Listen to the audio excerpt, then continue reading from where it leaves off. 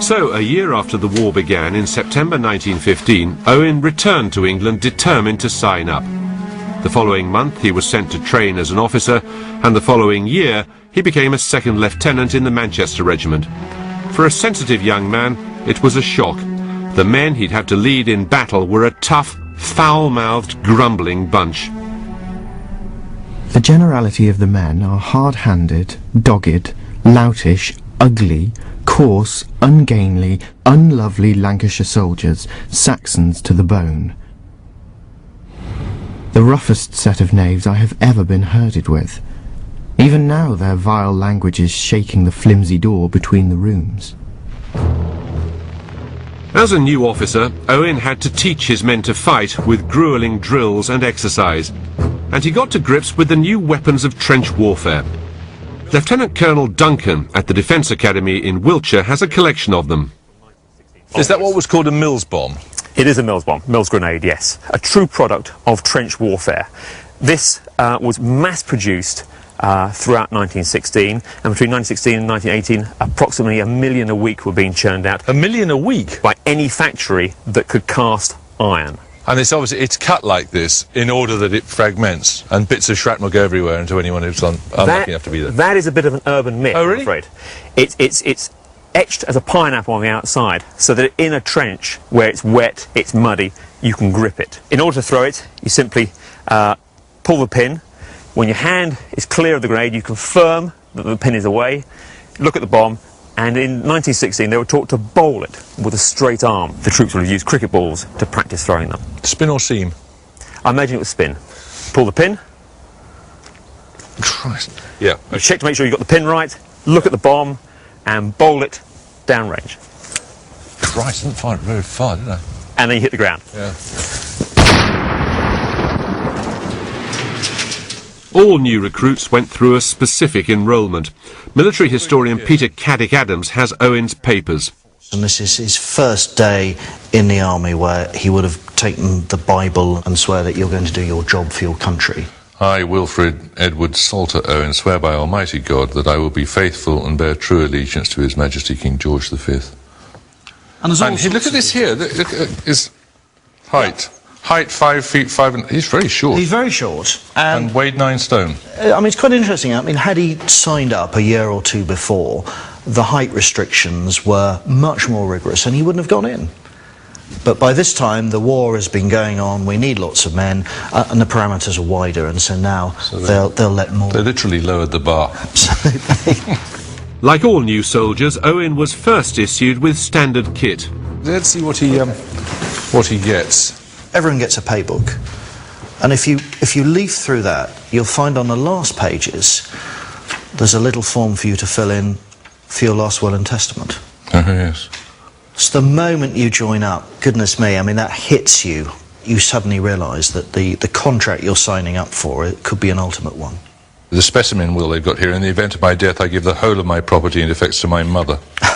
That's the specimen one. What's this here? That's a tin of what you and I would call corned beef. Yeah. But of course in those days it wasn't called corned beef, it was bully beef. And that name's interesting, it comes from bœuf bouillé, which is what the French called their boiled meat in Napoleon's day. So of course soldiers could never ever pronounce foreign words, so they bastardised them and you get bully beef. Phrase books, this is basically how to get on with the French army. Head wounded in, finger wounded in. Wounded? Yes, where? In the foot. Blessé, oui, au pied. And there's lots of little sort of items that a department store would try and sell you as a sort of newfangled device to make life easier in the trenches. This is rather fun. This is your knife, fork and spoon set. And you can see it all sort of folds away, absolutely. And it's a bit like a sort of penknife. But you've got everything there in a tiny little bag. Again, private purchase. Your wife might buy it for you, or a sweetheart. Bits and pieces like this, a trench torch. Oh, trench torch, that was a hip flask. I'm sure there's a hip flask somewhere. What was an officer expected to learn to do? There's a whole series of lectures that a senior officer, like a major, would have given to the junior officers on how you conduct yourself. And if you're a soldier like Owen, you're having to almost learn at the same time. So you're having to learn quicker, show that you're more competent, inspire their trust, and thus gain their respect as you all go through the same rigorous training program yourself, leading by example. And that's the sort of world that Owen would have been thrown into, and it's completely different to everything he's ever done before.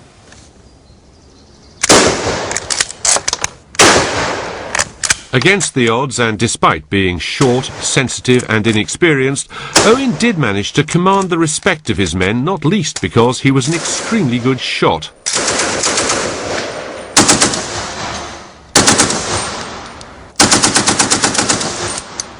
It's a horrible sound, isn't it? I mean, you guys, you might think it was a sort of romantic sound or something, but it's an absolutely deadly sound. You know what I found odd about it was, you know, it's very, very simple to use. Yeah. Terribly. Any idiot could use it. And you might say one idiot just did. But it's very hard to reconcile that with what that would be doing at the other end.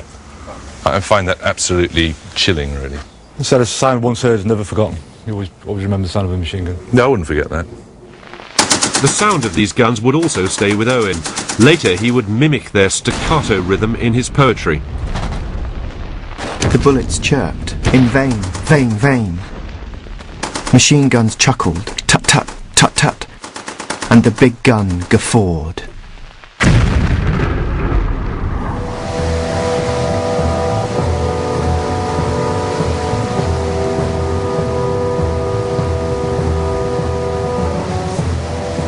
So as 1916 turned into 1917, this still rather unlikely soldier crossed the Channel to join his regiment. When he arrived, he wrote to his mother, "There is a fine heroic feeling about being in France. I am in perfect spirits." What he didn't tell her was that at that stage of the war, the life expectancy of an officer in the front line was measured in days. Wilfred Owen was on course for the Somme area, the crucible of trench warfare. The battle, which had begun in July 1916, was a series of British-French assaults on well-established German positions in northeastern France. Films of the greatest historical event that has ever yet been picturized were watched by awestruck civilians all over Britain. But the worst horrors were never shown. Although tanks were used in the battle, on the first day alone 60,000 men were casualties, a third of them killed.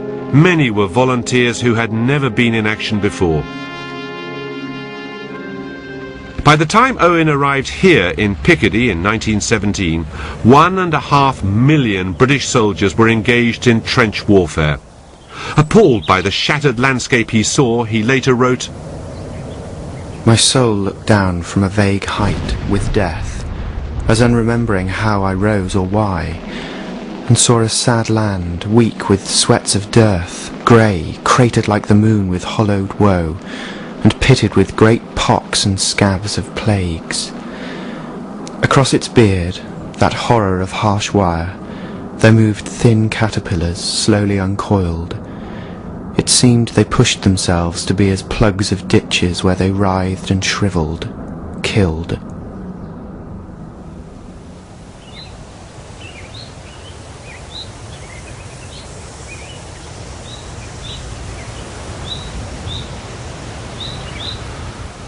The most striking thing about this cemetery, which is only 1 out of 200 in the Somme area and contains about 7,000 graves, is how very, very many of them are simply marked with no name, an unknown soldier, and I'd just be interested to know what proportion that is. Yeah, 7,000 graves, of whom 2/3 are unidentified.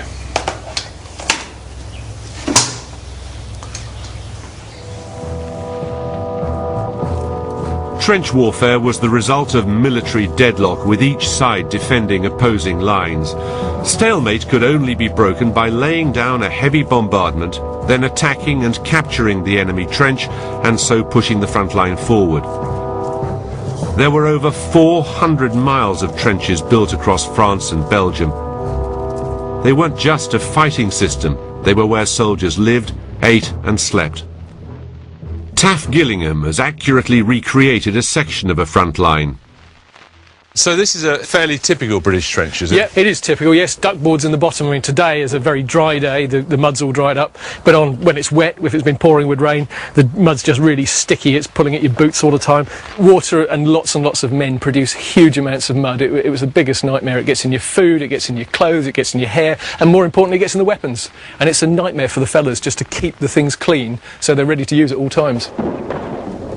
After those 2 days, we were let down gently into the real thing, mud. It has penetrated now into that sanctuary, my sleeping bag, and that holy of holies, my pyjamas. If there was a hit from an artillery shell, for example, that obliterates people. You simply cannot clear up all the dead bodies, can you? Well, I mean, the British were very good at that for two reasons. One is sanitation. The French tended to bury theirs just in the side of the trench and leave them, which was hugely insanitary. And bad for morale. The British realised that actually the last thing that you need to do is when you're waking up every day, you know, see all this stuff lying around. There are places where it did happen. The famous case of Farewell Freddie's hand, who hung out the corner of a trench and the soldiers would always shake his hand as they went past because they considered it good luck. But most of the time it was good for morale to clear up the mess, tidy it up and get them away. What were the main health problems that they faced? Trench foot was a big problem. What is trench foot? Just explain. Well, people who have their feet immersed in water for days and days on end, eventually the feet just start to rot. So what they made sure was that every single day you'd have to take your boots off, you'd dry your feet, you'd get a dry pair of socks, and very quickly they started a programme of bringing whale oil along, and the NCOs would rub whale oil on the men's feet, and the officer would have to come along and inspect it and make sure it had been done. If you didn't take the precautions and you got trench foot, what happened to your foot? I mean, they literally do rot. They go very black, their toes drop off, and they are a real mess, you know, and very often fellows would have to have their feet amputated. Owen's most famous poem, Dulciet Decorum Est, contains this verse about a gas attack. Gas, gas, quick boys, an ecstasy of fumbling. How common were those gas attacks? They were pretty common. The Germans used gas first at Ypres in 1915, but most of the time it's all about trying to get an advantage in a battle situation. So when the battle starts, you try and soak the enemy with gas, because then he's got his face in a gas mask, it's misted up, it's difficult to see what's going on. The downside, of course, is that your fellas are exactly the same. Sure. And the wind. If the wind changes, you're already stuffed. And the effect of these gases, what do they do to you? Different types of gas affected soldiers in different ways. Certainly the early chlorine gas, it's designed to affect your lungs. You know, guys would just basically drown in their own phlegm. Later on, mustard gas was just designed to burn. And a lot of the time, it wasn't really designed to kill you at all. What you want to do, you want to knock a soldier out of the battle, and you want him to be a real drain on resources. Killing him's actually relatively cheap. You just bury him in a blanket. So as the war progresses, it's more about disabling soldiers than it is about killing them. You can imagine these guys were all prepared, tooled up, standing around waiting to go. This must have, and you know that there's barbed wire and machine guns out there. It must have been absolutely terrifying.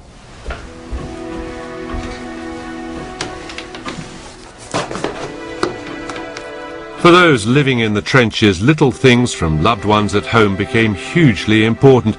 Owen sent Endless letters, 15 letters to his mother, talking about the need for socks. He's very specific. He says at one point, I don't want old, shrunk darn socks, no use at all. I must have new ones if my feet are to remain beautiful on the mountains of victory.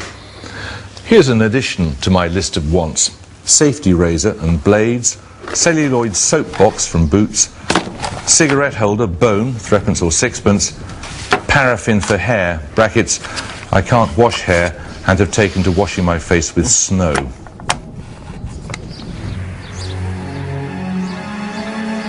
Wilfred Owen's first posting in the Picardy area was at Lassigny Farm in Serres. It was January 1917. The writer Helen Macphail has spent years deciphering maps, battle plans and war diaries to pinpoint exactly where Owen fought. You get some sense of the ferocious storm of metal and explosive when you meet the local farmer, Monsieur Samien. That is a full shell, which I am not going to pick up. So this is an unexploded shell, isn't it? This is exactly what they say you shouldn't do, isn't it? Yes. Qu'est-ce que c'est ça? What is this? That was a gas shell, and has exploded, and you can see the thickness of the iron still. And these come up every year, the iron harvest that comes up, it's extraordinary. It just appears, and then it is collected, and they're taken away and dealt with and made safe. You find this every year? Tous les ans. Tous les ans. Yes, every year. Et je crois que mes enfants et petits-enfants vont en ramasser encore. Your grandchildren will be finding them too. Owen walked through this farm 2 weeks after he first arrived in France.